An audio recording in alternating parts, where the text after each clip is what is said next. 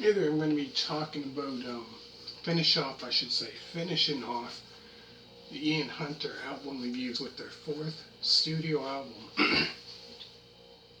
um, this album's called You're Never Alone with a Schizophrenic. This album here was a rock album which was released on March 27th of 1979. Um, so this will be the last one I'm going to be doing. So next I'm going to be talking about that I planned on talking about last time. Going to be talking about a live album next. So this will be their first live album I'm going to be talking about after this. So this band I'm going to be talking about after this will be Chicago. So like I said, this album here is a rock album. It was released on March 27th, 1979. So some musicians who played on this album includes Mick Ronson, J.J. Cale. So Mick Ronson played on, I believe, his first album, I know that. Also he played with David Bowie and other musicians.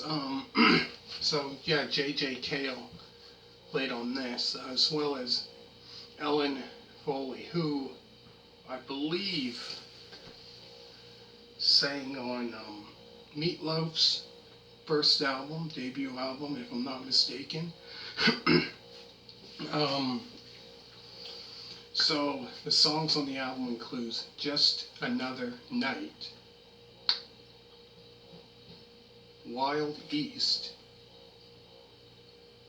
Cleveland Rocks, which that song I believe later on, what show was it?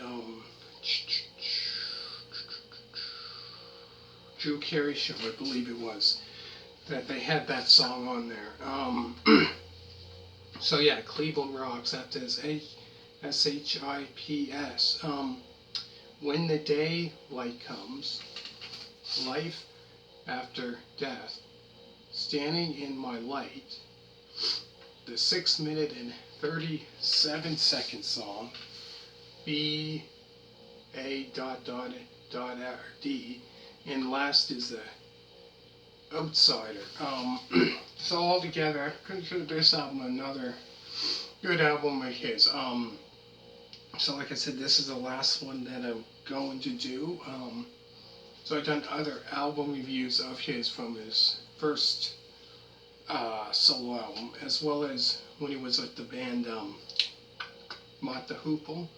So I've done album reviews of theirs. So I'm going to put that down in the description down below. So yeah, this here is not a bad album. At least they didn't go to that. This, like I said, came out in '79. They didn't go into like Kiss did, disco. They just stayed with rock and roll.